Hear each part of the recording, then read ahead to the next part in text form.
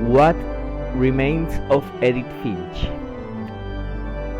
Buenas, buenas. No, ya la caí. Mentiras. Aló. A ver.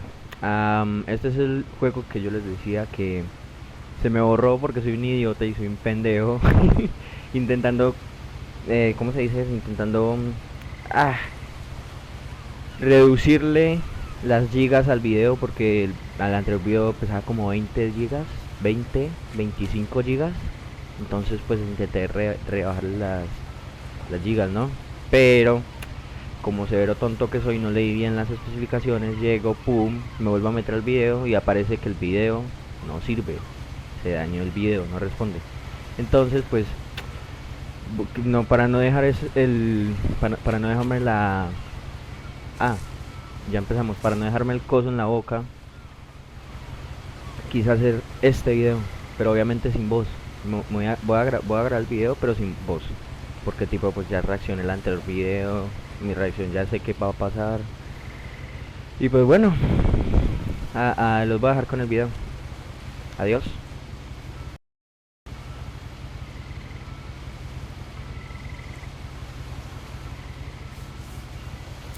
A lot of this isn't going to make sense to you, and I'm sorry about that. I'm just going to start at the beginning, with the house.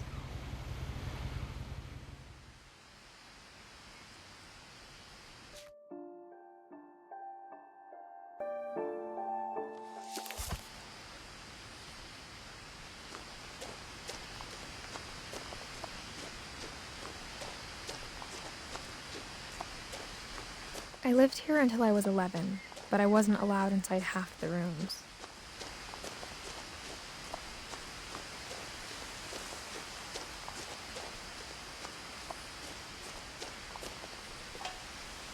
Inside the mailbox were bills from 7 years ago, marked urgent, open immediately.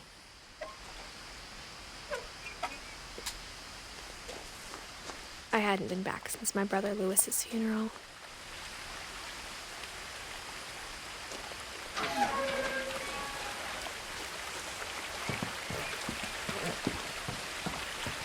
In her will, my mother left me a key, but didn't tell me what it unlocked. Maybe she thought I'd know, or she thought that the mystery would be enough to bring me back.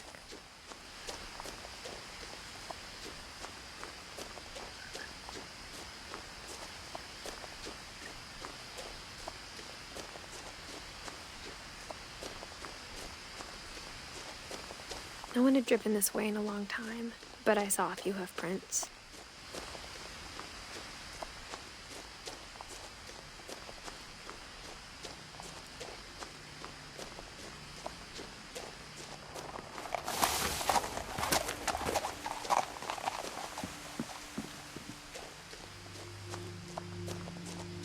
The truth is, even after I inherited the house, I never thought I'd come back to it.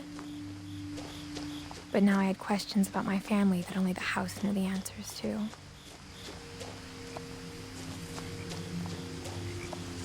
The house was exactly like I remembered it, the way I'd been dreaming about it.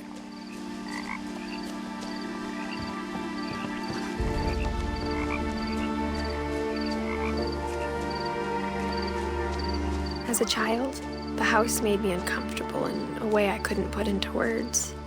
Now, as a 17-year-old, I knew exactly what those words were. I was afraid of the house.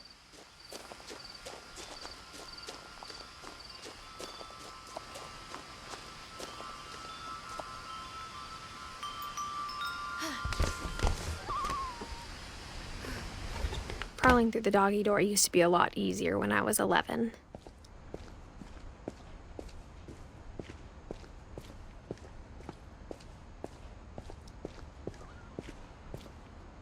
The power had been turned off the night we left. For the first time in years, I felt like I was home.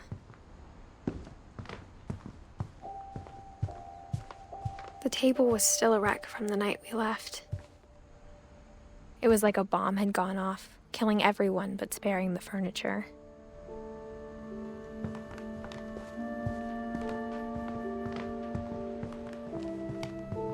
My mom was the only one of us who could imagine Great-Grandma Edie living in a nursing home.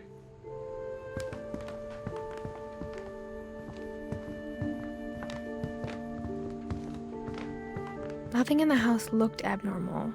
There was just too much of it, like a smile with too many teeth. Even the fireplace had a story. Edie told me the bricks came from the original house, after it sank.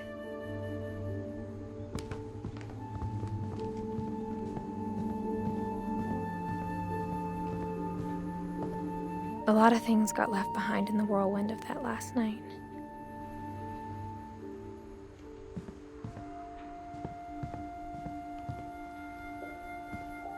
After Milton disappeared, Mom sealed up all the bedrooms. Then Edie retaliated and drilled peepholes.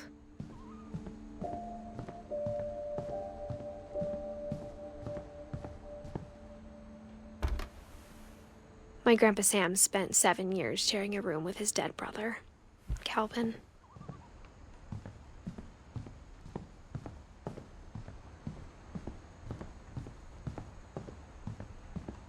I spent a lot of time playing in Great Uncle Walter's room. I think my mom sometimes regretted not sealing it up. Louis told me there were secret passages, but I never believed him.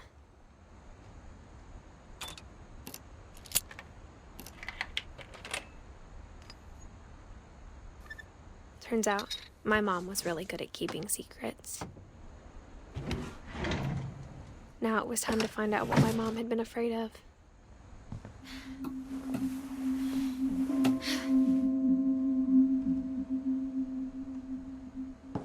From the paintings on the wall, it was clear my brother Milton had been here before me. Reading this, maybe it sounds like I had a plan, but I had no idea what was behind that door.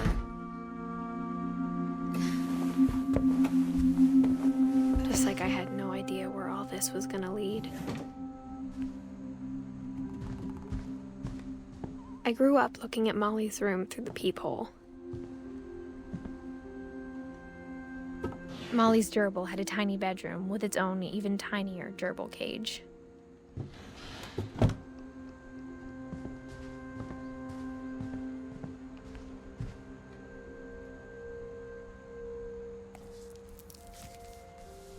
December 13th, 1947. Dear Diary, I'll be gone soon, but I wanted to tell somebody about what's gonna happen. It started when Mom sent me to bed without dinner. I woke up and I was starving, so I looked around for something to eat. The gerbil food was dry, but I didn't mind it. Mom, can I come out now? Sweetheart, it's late. Go to sleep. My Halloween candy was all gone.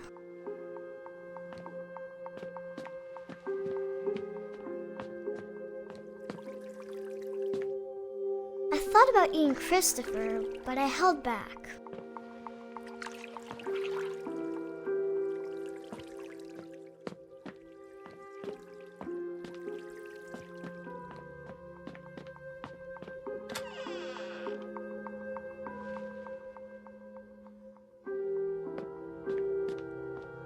I kept eating and eating.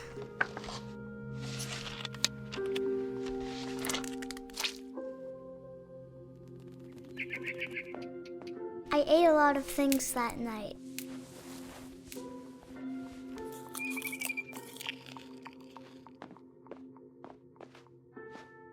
Then I heard chirping outside my window. It was a barn swallow going back to her nest. I reached out for her.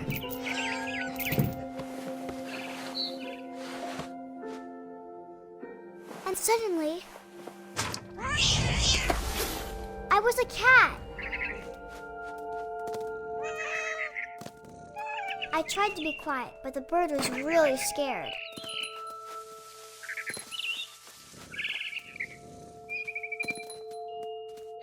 Mom and Dad didn't even look at me.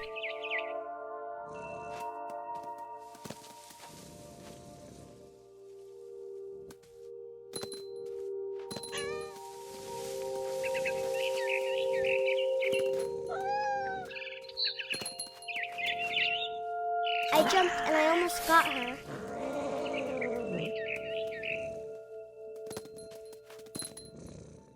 I could tell she was getting really tired. Now I was up in the big tree. I promised Dad I wouldn't climb it anymore.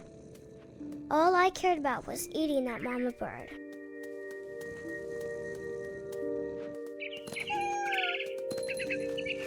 I gobbled her up. And suddenly, I was an owl. First, all I heard was the wind. Then I heard little teeth nibbling in the grass.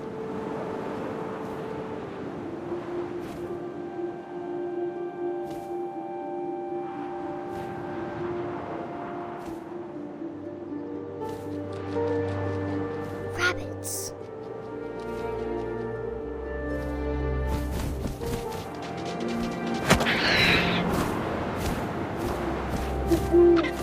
I imagined his face looking up and seeing mine through my talons.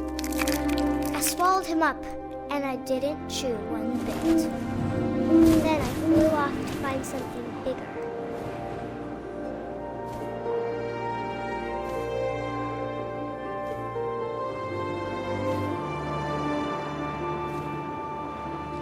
A mama rabbit.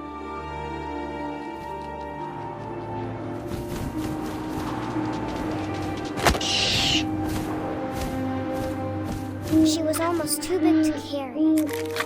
I started choking, but I couldn't stop eating.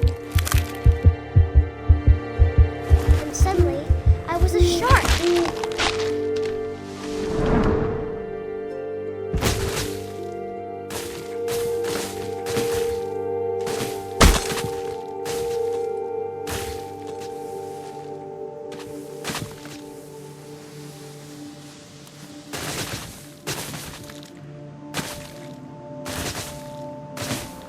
I rolled off a cliff and into the ocean. Now, I was hungrier than ever.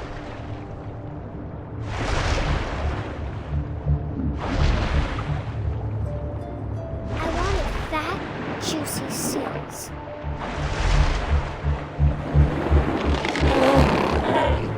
I tore off her flipper, and it tasted really good.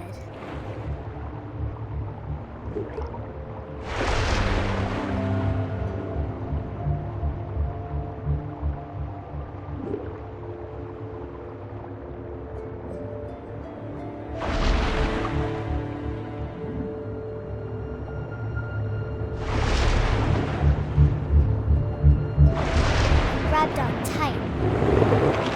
When I was so hungry, I jumped out of the water. When I opened my eyes, everything had changed.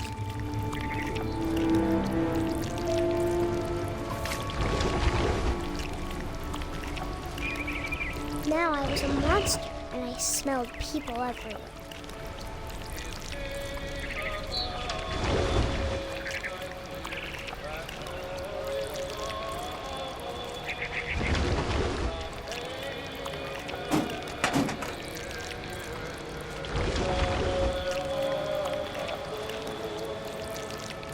I was big, but I moved real quiet.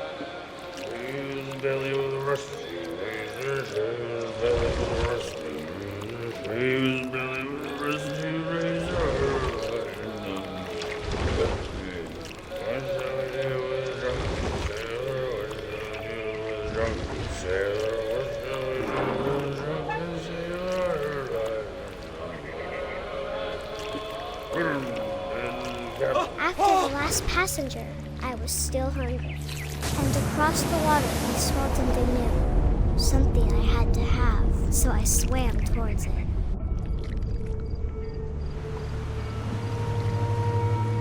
I slithered onto the sand, and the good smell went into an old pipe.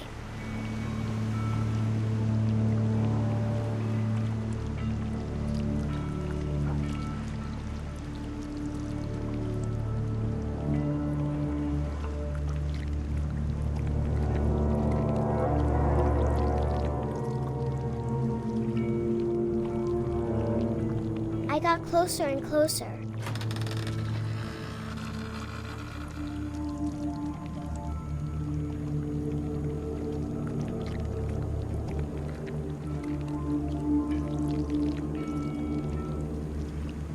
All of my stomach started growling. And suddenly, I was me again. I held my breath for a long time, but I couldn't hear anything. I think it's waiting for me to fall asleep. But it's not going to wait much longer. It needs to feed, and we both know I will be delicious.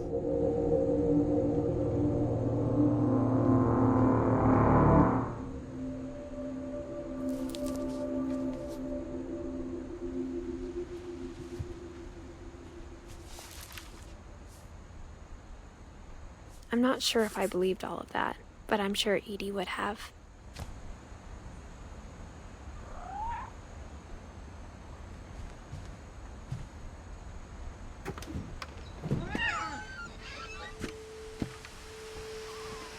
This will be obvious later, but my mom never told me any of these stories. Edie would have, but Mom didn't like bringing up the past. Though, when we adopted a stray kitten, she was the one who named it Molly. I spent a lot of time in Great-Grandma Edie's room. We got along, and it was a good place to hide from my mom. Edie knit me a new pair of gloves every year, just in time to replace the old ones. Louis died a week before we left, but Edie had already started to memorialize him. Her room was like a museum.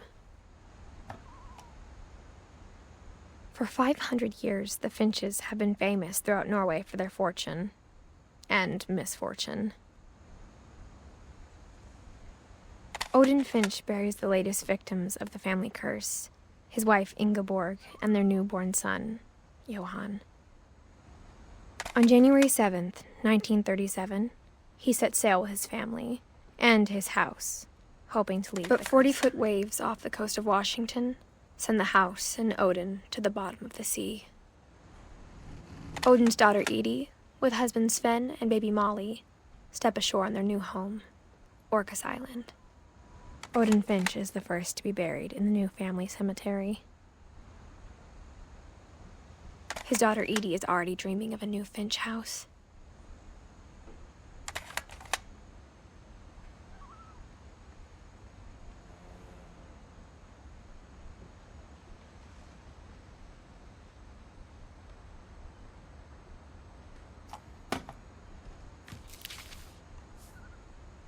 Whatever's wrong with this family, it goes back a long ways.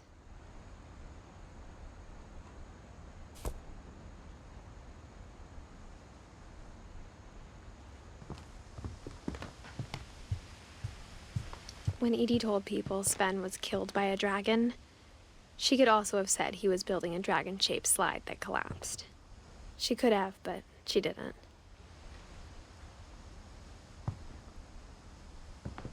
Even in her 90s, sometimes Edie seemed a lot younger than my mother. The only trace Grandpa Sam's first wife Kay left on the house was the pink bathroom. It was a pretty big trace.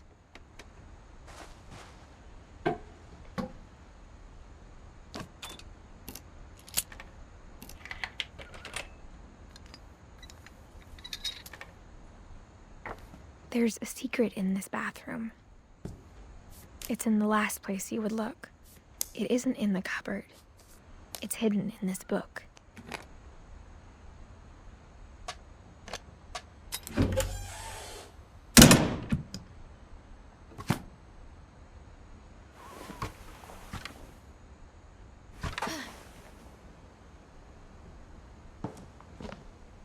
Sven gave Sam an old camera he'd refurbished. He never put it down.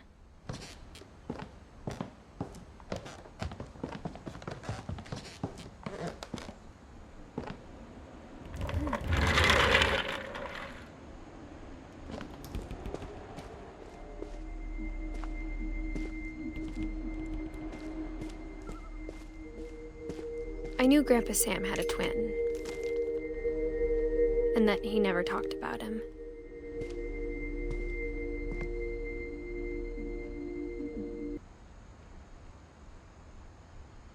I guess my grandpa didn't like history any more than my mom did.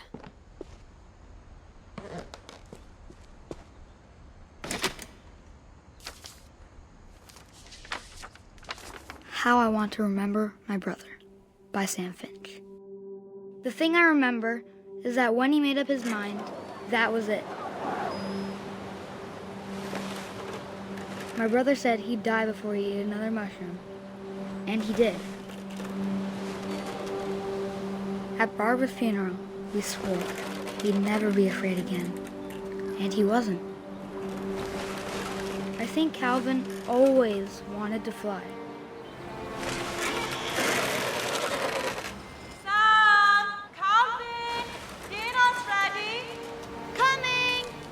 But that day, he finally made up his mind to do it. I told him going around was impossible. Maybe if I hadn't said that. Calvin, I'm not gonna tell you again. Maybe if the wind hadn't picked up. Then maybe he'd still be here. But I doubt it. I think he'd already made up his mind. That's what I want to remember about my brother.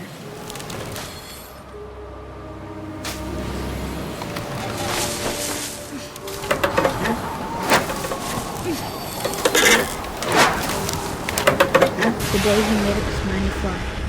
And he did.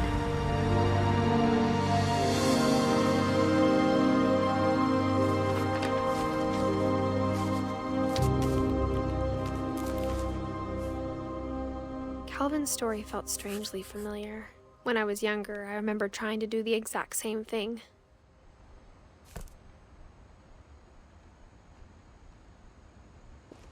After the funeral, Edie roped off Calvin's half of the room. Mom said Grandpa Sam enlisted at 18 and never set foot in the room again.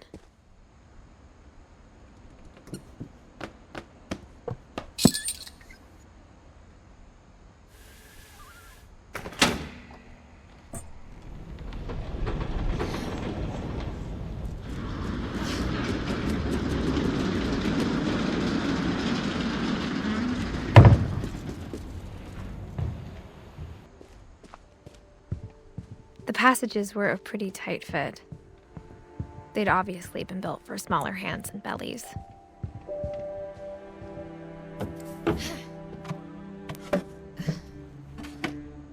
Growing up, I always thought of Barbara as a child star.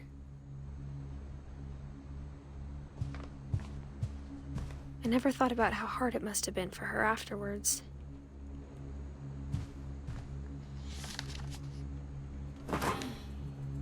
Of all the stories people wrote about Barbara's death, I'm surprised Edie saved this one.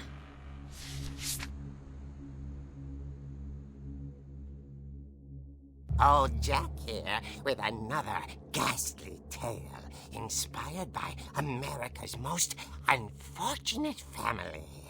I'm calling it The Surprise Ending of Barbara Finch.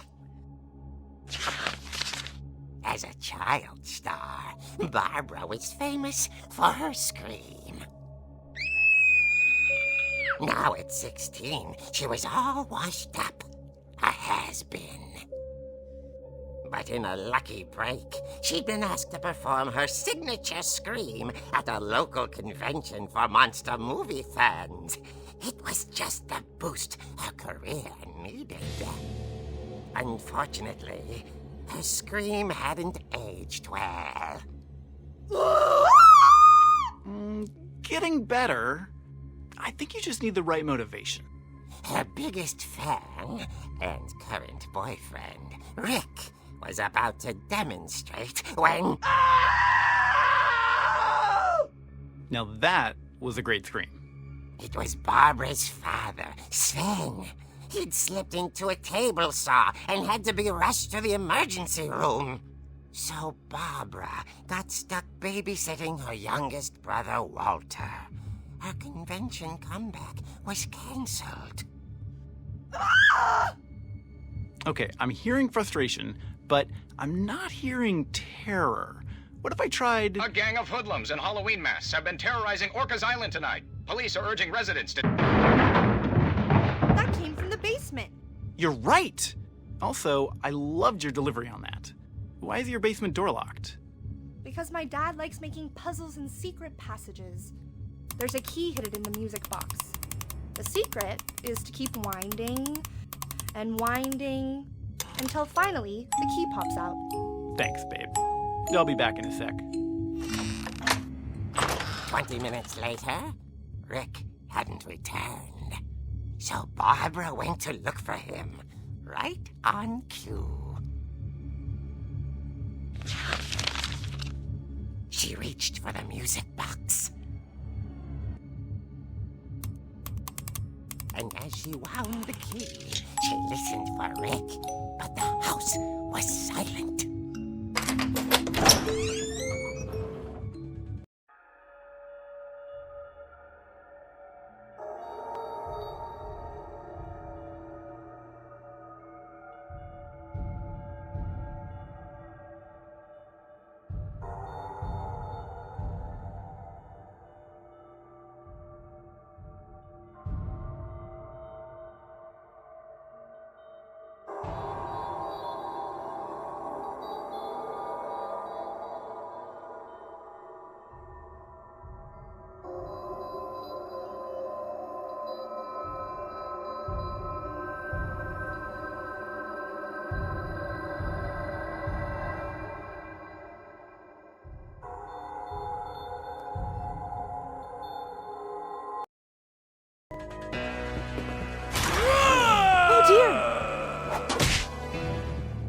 Oh! Rick?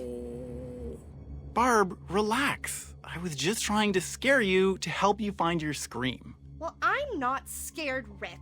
I'm furious. Then act furious. All I'm getting from you now is that you're hurt and confused and She threw him out, but she kept a little something to remember him by. Barb, have you seen my other crutch? And she was still holding it when she fell asleep watching the late picture show. Hours later... Barbara! Walter, what's going on up there? Ah! Okay, I'm coming up, but if this is a trick, you're dead, Walter.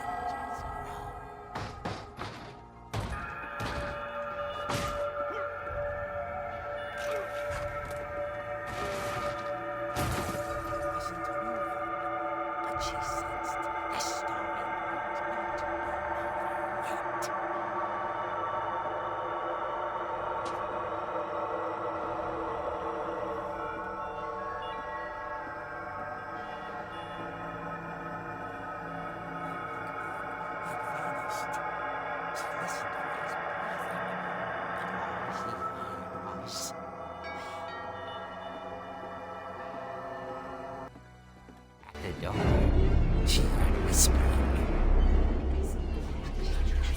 It was coming from inside the house.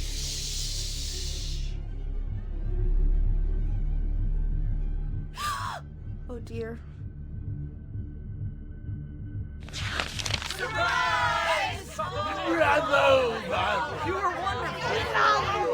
monsters had come to surprise her. For Barbara, it was a dream come true. Then she saw what kind of monsters they were, and she realized what was about to happen. She was going to be famous. And with her final breath, Barbara Finch gave the performance of her life.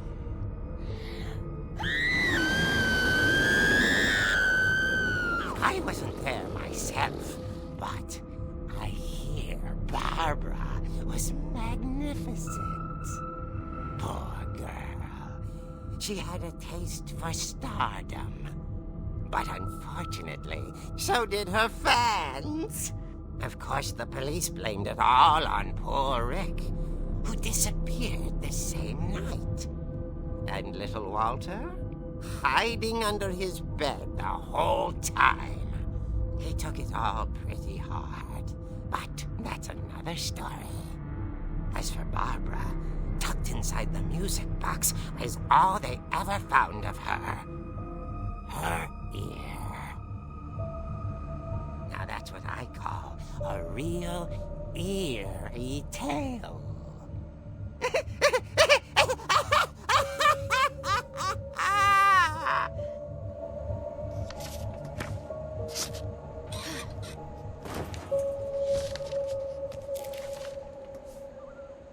Edie told me all Barbara wanted was to be remembered, as absurd as that comic was. Maybe what Edie saw was a happy ending.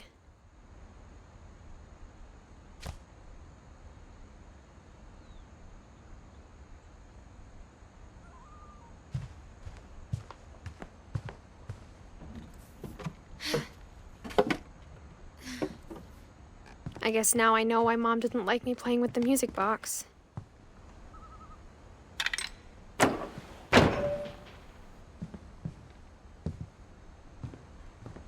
Whenever people ask me about my family, the first thing they always want to know about is Barbara. Edie's father, Odin, built the original house.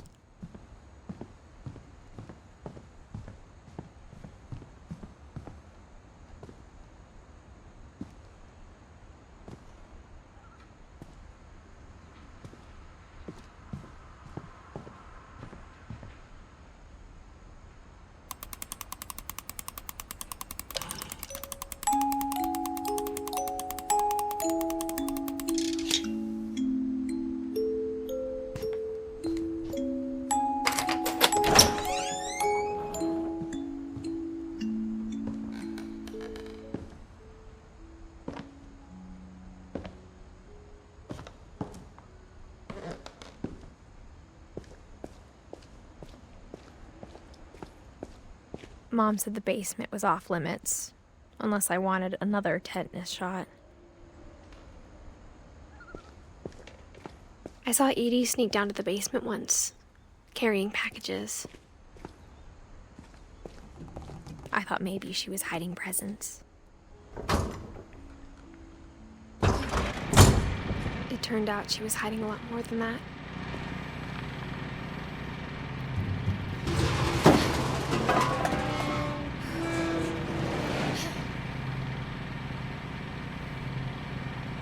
I remember asking Mom once about where Walter had gone. She said after Barbara died, he got as far away as he could.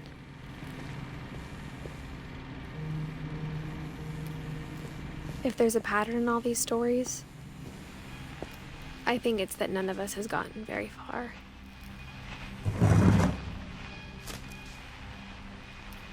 Goodbye, everyone. I can't believe I've been down here for 30 years. On that first day, after the shaking started, I didn't think I'd survive a week.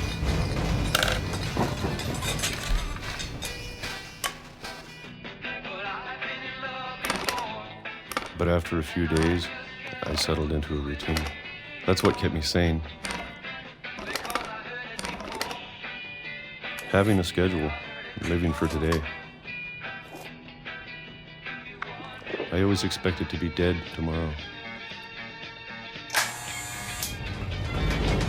But if you wait long enough, you get used to anything.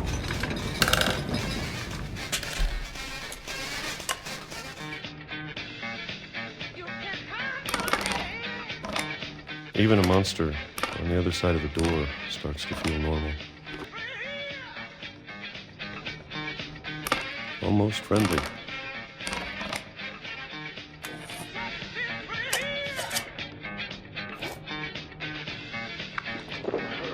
And then one day, everything just stopped.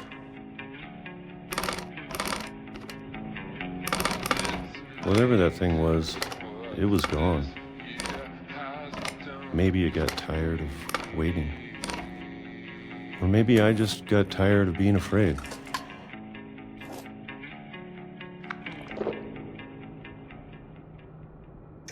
It's been a week now, the longest in 30 years. I'm done waiting. I have to leave while I still can.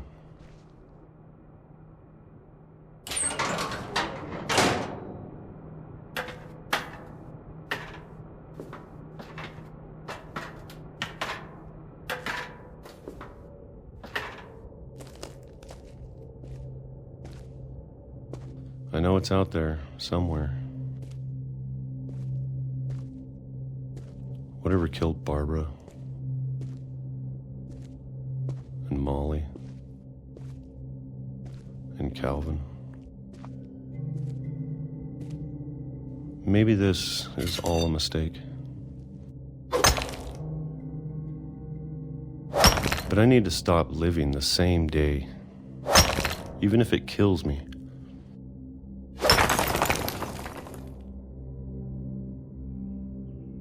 Whatever's out there, I want you to know I'm ready for it. I'm going to appreciate all of it, especially the food. I don't mind if I only have a year left, or a month, or a single week. I'd be happy with one more day. I can already imagine the sun on my face.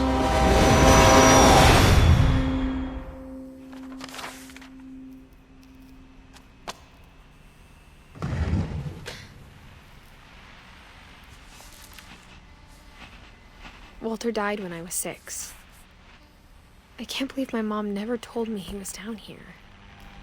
I'm sure my mom was trying to protect me.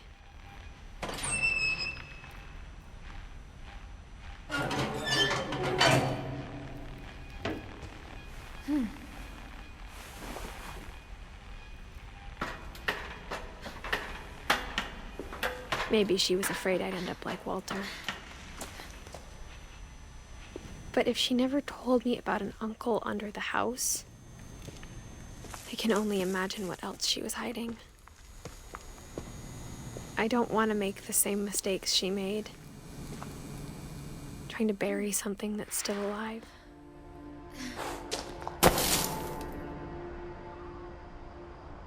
Now that there's only one of us left, or maybe 2, I thought it was time I heard the stories for myself and found out what happened to everyone else. But now I'm worried the stories themselves might be the problem. Maybe we believed so much in a family curse, we made it real.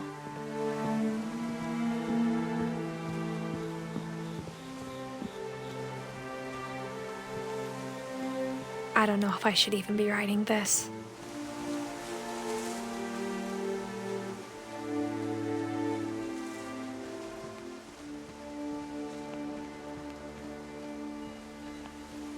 Maybe it'd be better if all this just died with me.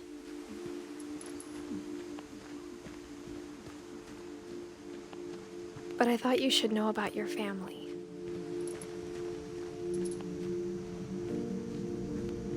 And the history you're a part of. Though to be honest, I feel as lost as you probably do right now.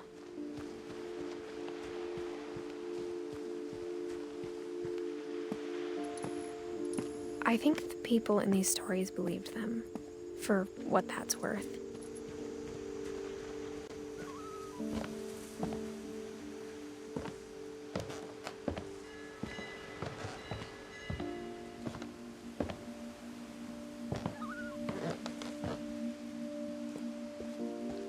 And when you look at the house, that history of imagination and stubbornness and madness, any of it seems possible.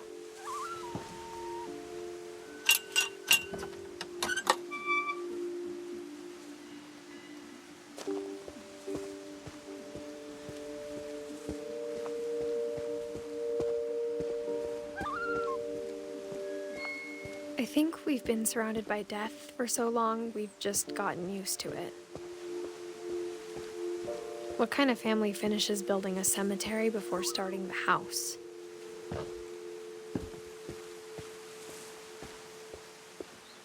It's embarrassing for me to admit this, but the pet cemetery made me more uncomfortable than the human one. 3 of the gerbils were mine, and 2 had been my fault. Sven built the house, but it was Edith who designed the cemetery.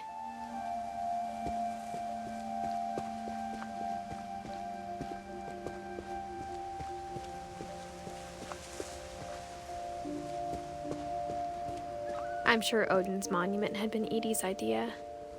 My mom was always trying to move on, but for Edie, the past never went away.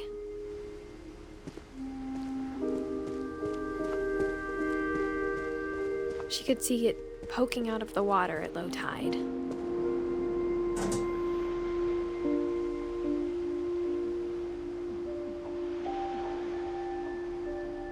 Edie said she dreamed about the old house every night.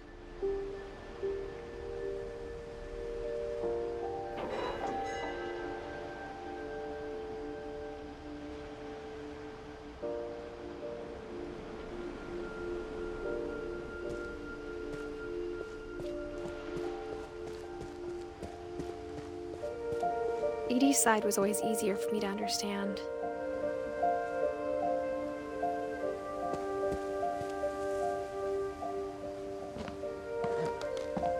But the older I get, the more I can see where my mom was coming from. Her dad had been pretty strict, but it wasn't enough to save her brothers. She was just trying to do better. She lost 2 of her brothers, just like I did. I get why she tried so hard to protect us. There's so many things I wish I could ask my mom now. Part of me thinks this is what she wanted all along. For me to come back someday and find everything out for myself.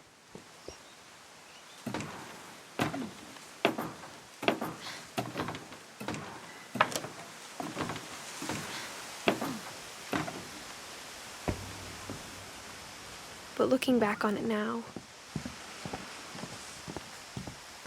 if she told me there was going to be so much climbing, I never would have come when I was 22 weeks pregnant.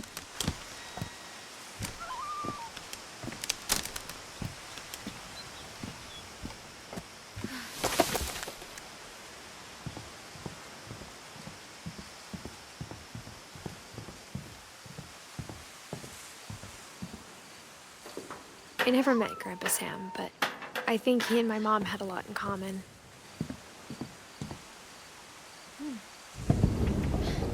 They were both pretty intense.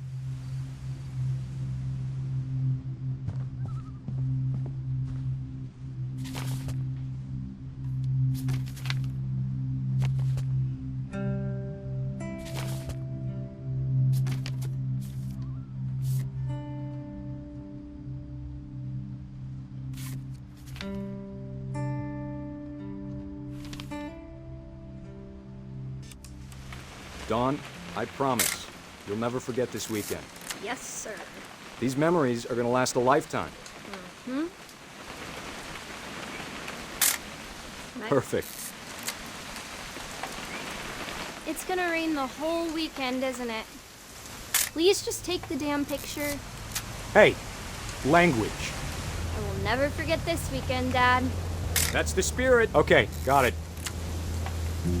I'm gonna take some pictures, okay? Just be careful. That camera's older than you are.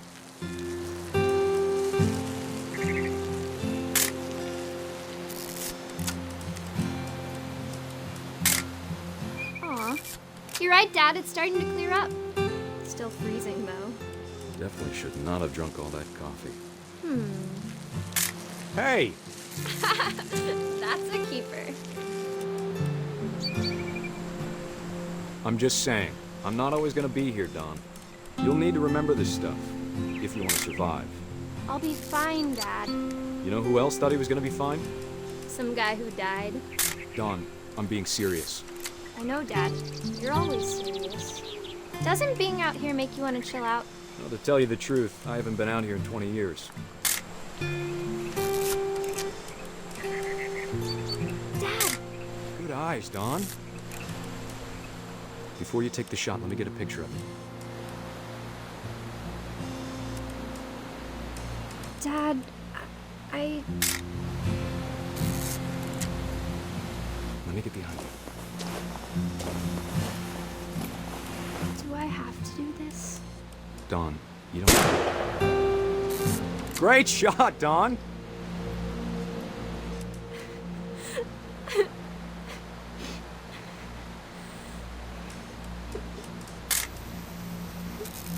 I'm proud of you, Don.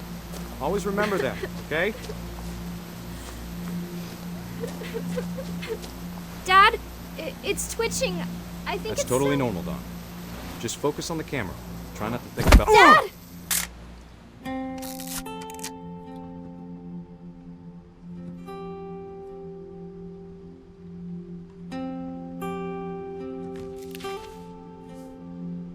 Of all these stories, that's the one I wish most that my mom had told me.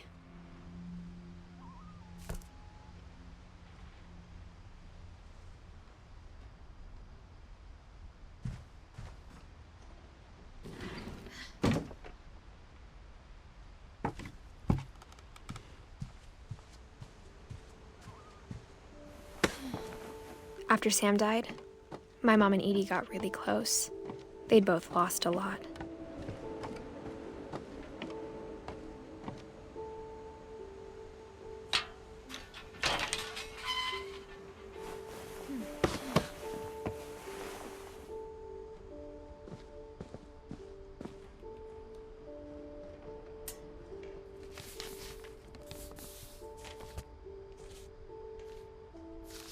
Dear Kay, do you remember the way Gregory used to laugh when he thought he was alone?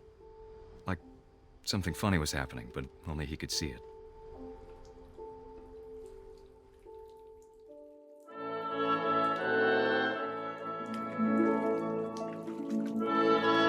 I think he saw things the rest of us don't.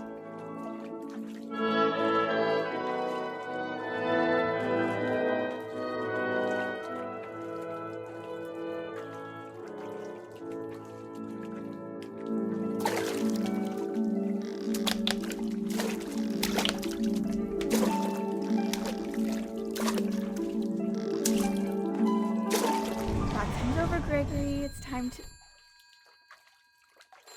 Hold on, sweetie. Hello? Sam, I told you I don't want to talk right now. I wonder what he saw. What his world was like.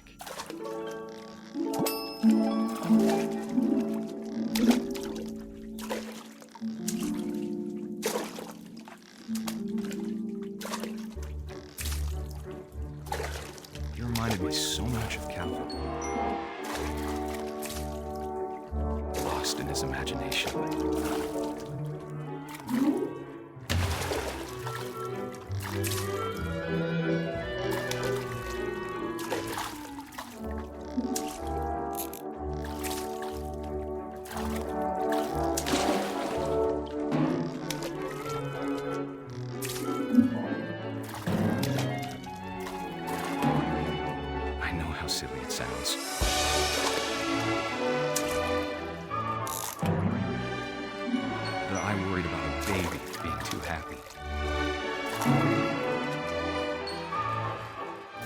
But I could feel him slipping away.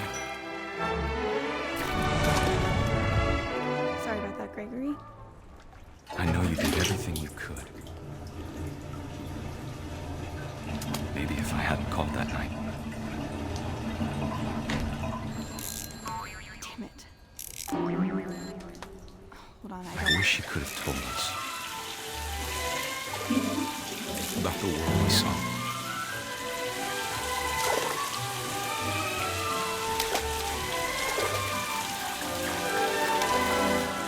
There's so much I don't understand about Gregory. About everything.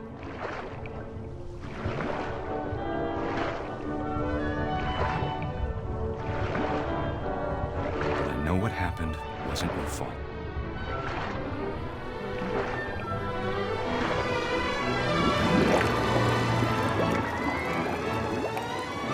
I'm sure he's happy. And he'd want you to be happy too. Good luck, Kay. Love, Sam.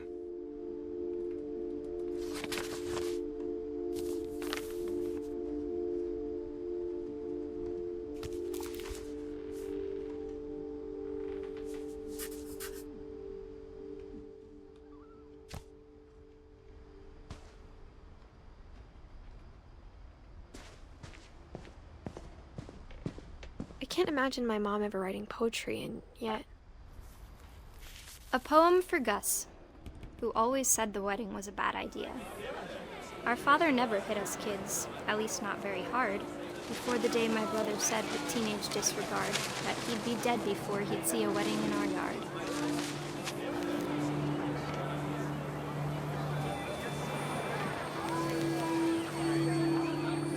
My father made him come, of course, but Gus stood far apart, just flew his kite and bottled up the storm inside his heart.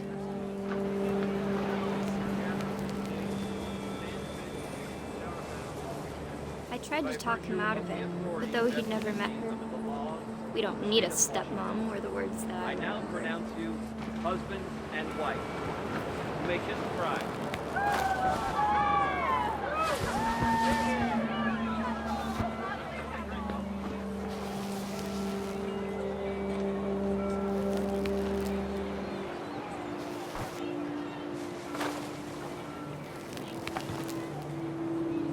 When the time for photos came, Dad ordered him to come here.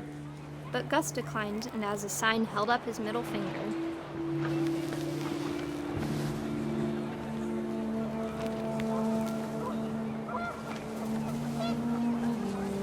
The wind picked up, and panicked geese appeared and quickly went. But all the humans did that day was go inside the tent.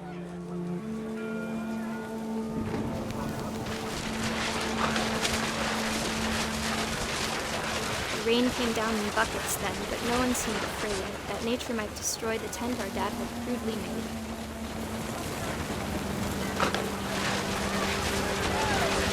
The thunder sounded much too close and full of angry power. But all my father said to this was, "Make the music louder."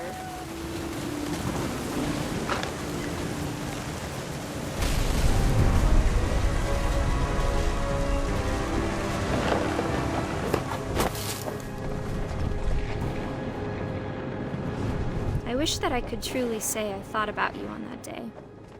Out there on the beach alone, just you, the wind, the sea, and foam. But I didn't, until we found you.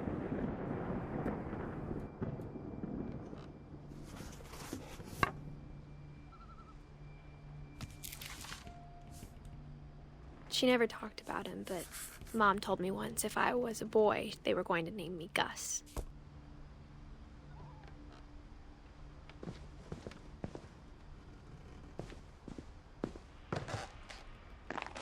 My mom moved up to the loft after her brothers died. At the time, it was as far away as she could get.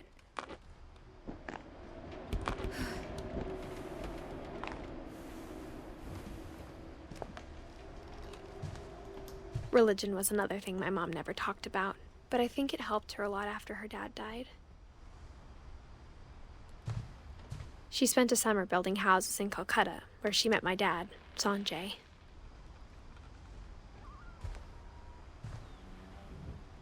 My mom moved to India a week after graduation and got a job teaching English. Louis was born a year later. When my dad died, I don't think Mom knew where else to go. I'm sure Edie was happy to have her back and to see kids in the house again. The house had to get a little bigger, but Edie was used to that. And for a while, things were good, almost normal, but it didn't last. The beginning of the end was Milton's 10th birthday, when Edie gave him a castle.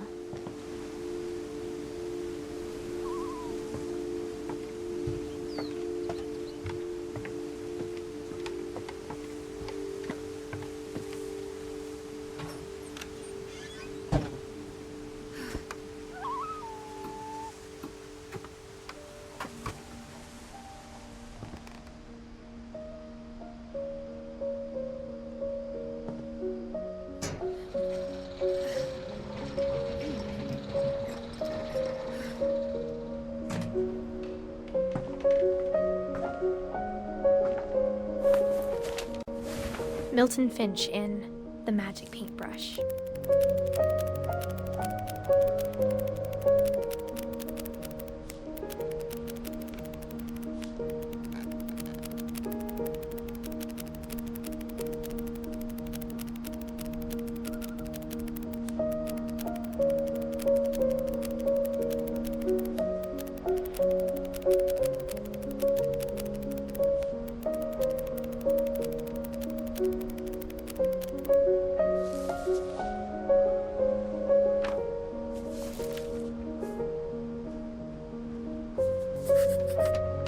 I was 4 when Milton disappeared.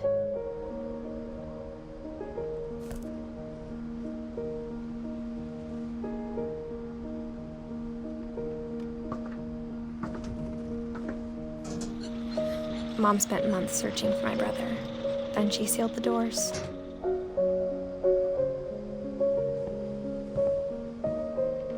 Whatever Milton had found in the house, Mom didn't want it getting out.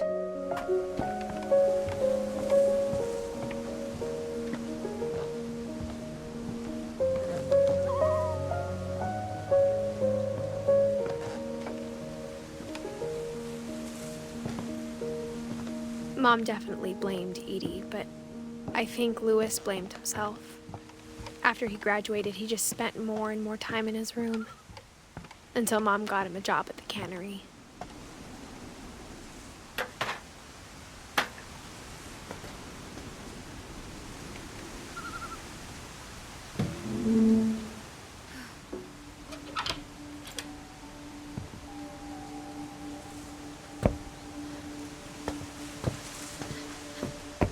Louis's room smelled very, very familiar.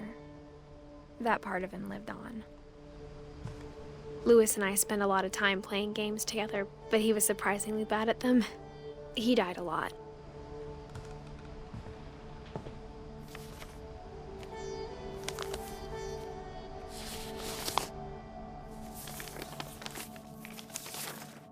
Dear Mrs. Finch, as Louis's psychiatrist, I can understand your desire for an explanation. As I see it, the trouble began in January, shortly after we convinced your son to seek treatment for substance abuse. Newly sober, I believe Louis first noticed the monotony of his daily life.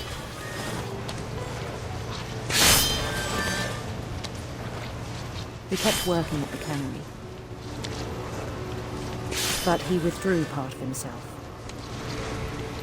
In our sessions, I saw the same behavior. His mind began to wander. I asked him to describe it. He said he started small, imagining a labyrinth. He'd feel his way about.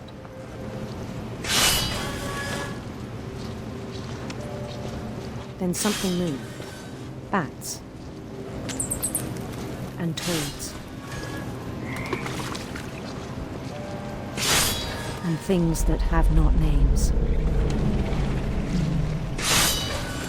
He knew it was all in his head. But he took it very seriously. I had hoped he'd find himself.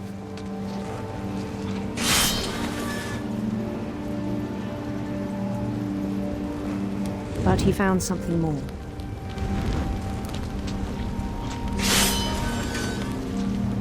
I worried about him then, daydreaming at the cannery. I spoke with his boss,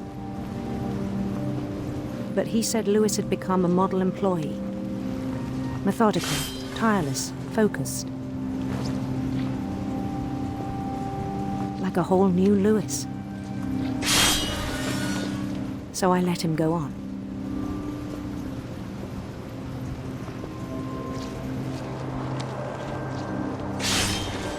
I even encouraged him.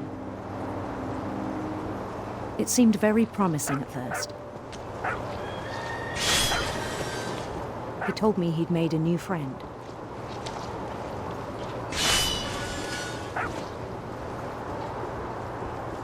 On the edge of a city he named Louis Topia. He built the city up slowly, brick by brick. Then he made musicians.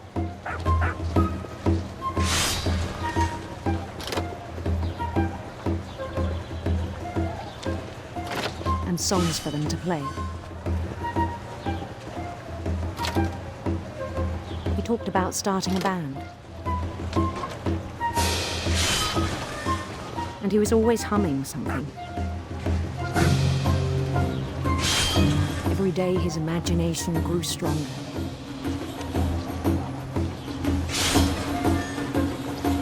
He no longer spoke at the cannery. But his chopping was as reliable as ever. Then one day it struck him that all the cheering crowds, even the stones under his feet,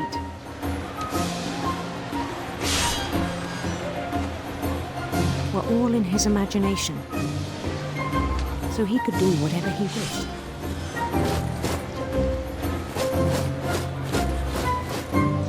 He held an election for mayor. And he won. They begged him to stay, but his mind was already wandering. It became a game for him.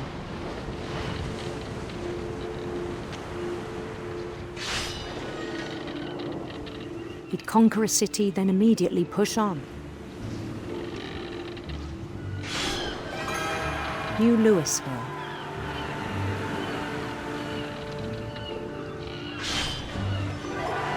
St. Louis. He started drifting away from our reality.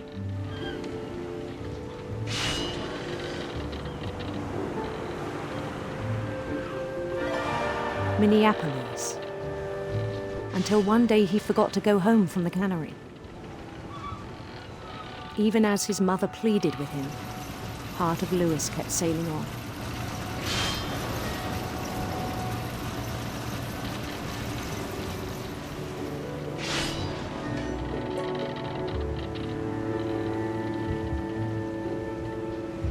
In Louisburg, he heard rumors of a handsome queen.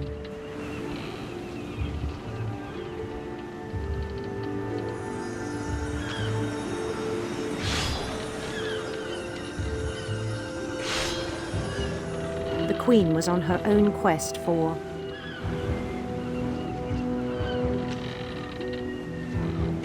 radiant rainbows.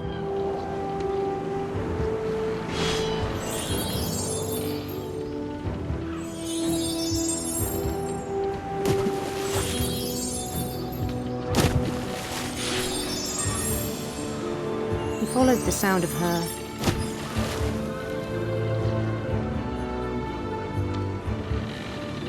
electric sitar.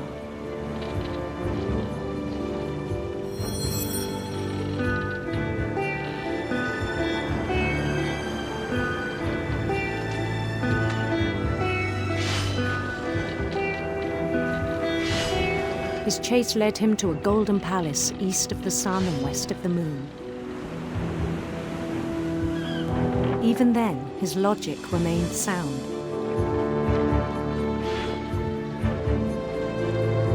He knew the world was all in his imagination.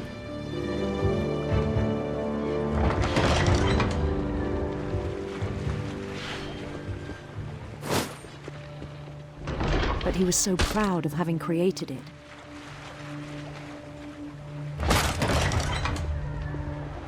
In his own eyes, he'd become something greater than a king.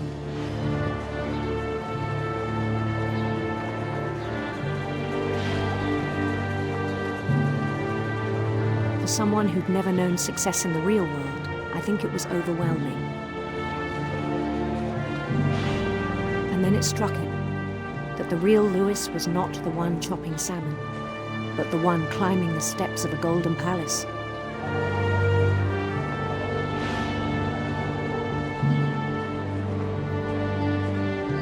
My imagination is as real as my body, he told me. It was hard to argue with him.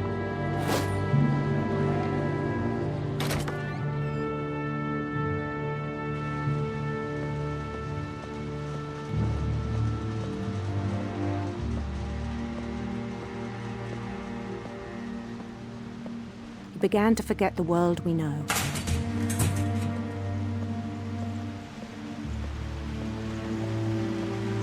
I think it pained him to remember Lewis, the cannery worker.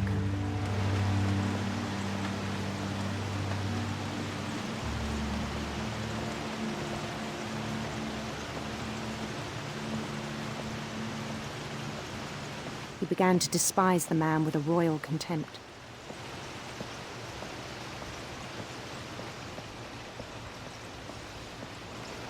I still thought I could save him.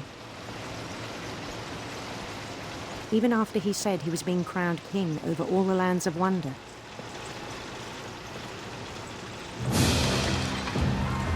The palace would be packed with his companions.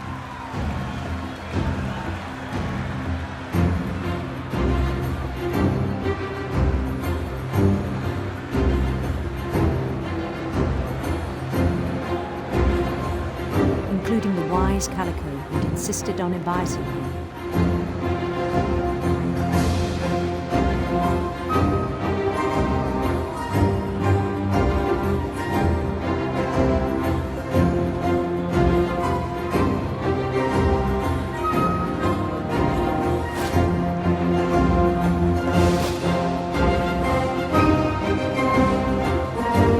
Queen waited, holding his crown.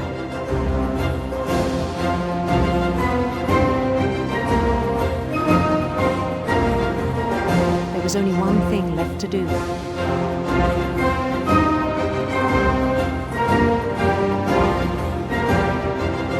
Bend down his head.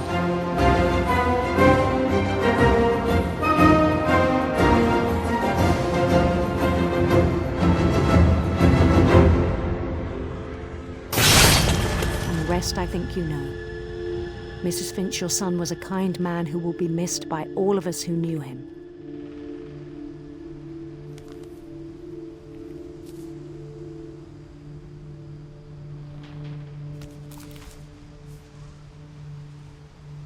My brother was really cool.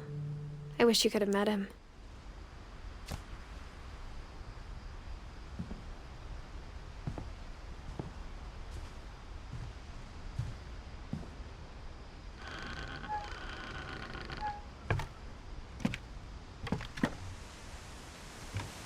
On the way back from Lewis's funeral, my mom told me to start packing. She waited until the day before we left to tell Edie. I'm not sure if she wanted to make it easier or harder.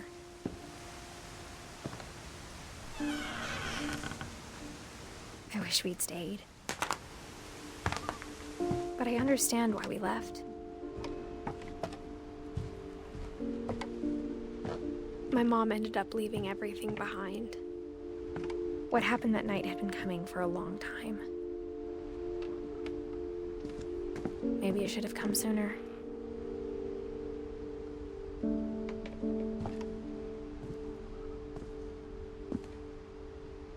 But it had to end one way or another. All that's left now is to tell you about that last night.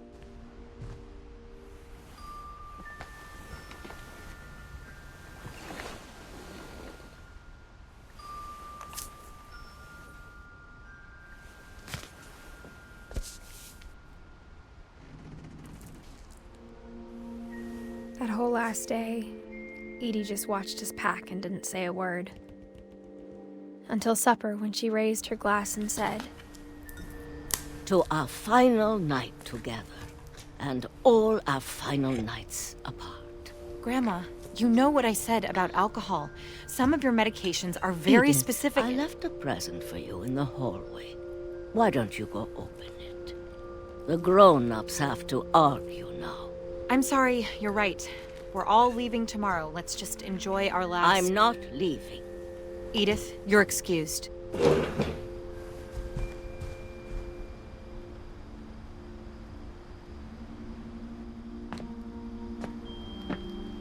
The power had been shut off that morning, but Edie always had plenty of candles. When my mom sealed the library, I don't think she knew about the other entrance, or that Edie had a key to it.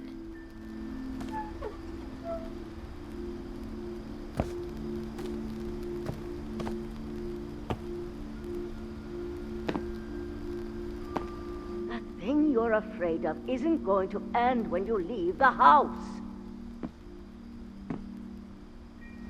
Edith has a right to know these stories. My children are dead because of your stories. I think it's best if Edith and I leave tonight.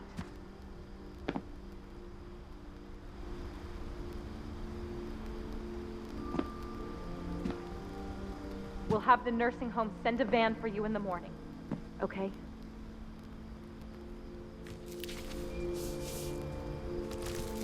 Dear Edith, there's so many stories I wish I could tell you, but there's only time for one. This is about what happened on the night you were born. That night, the tide went way, way out. It was the first and last time I ever saw the old house aground. There'd been an earthquake out in the middle of the ocean.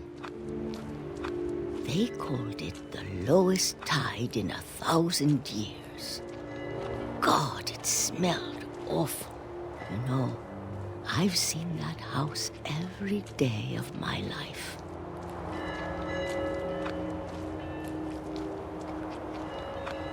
But I never thought I'd go back to it. When the fog rolled in, I lost my way.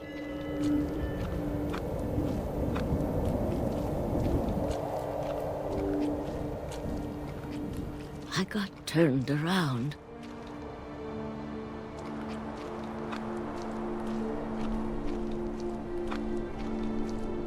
I started seeing things.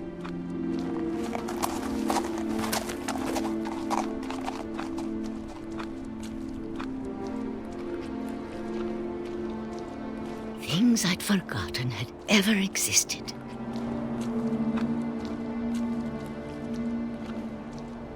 But when I saw them, they felt like old friends.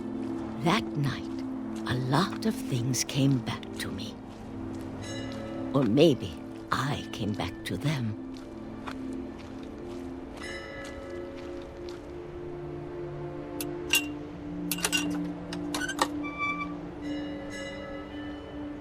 Things I can't explain, but that I need you to try and... Edith, what are you doing in here? It's mine. Edith! Mom, you're gonna rip it! Let go! I kicked and screamed, but Mom dragged me to the car. I never saw Great-Grandma Edie again. The next morning, the van came to pick her up, but she was already gone. After that, we moved around a lot.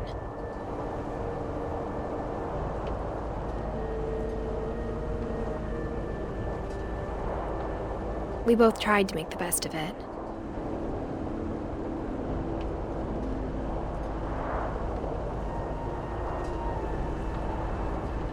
A few years went by.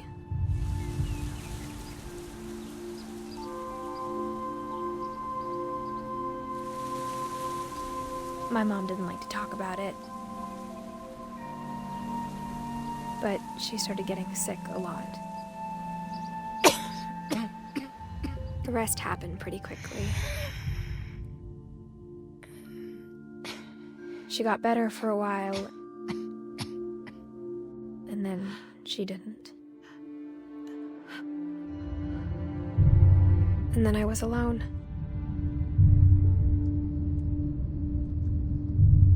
The last Finch left alive.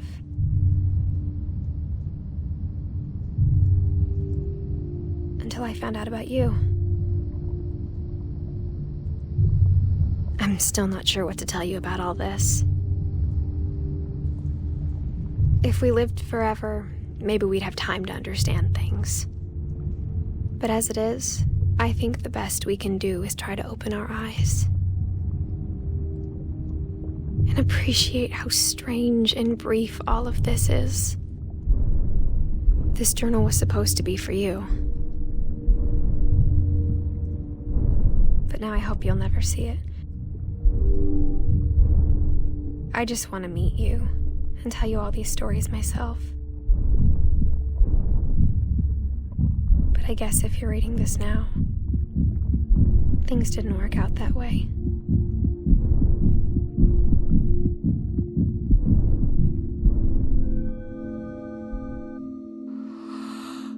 This is where your story begins. I'm sorry I won't be there to see it. It's a lot to ask, but I don't want you to be sad that I'm gone. I want you to be amazed that any of us ever had a chance to be here at all. Good luck.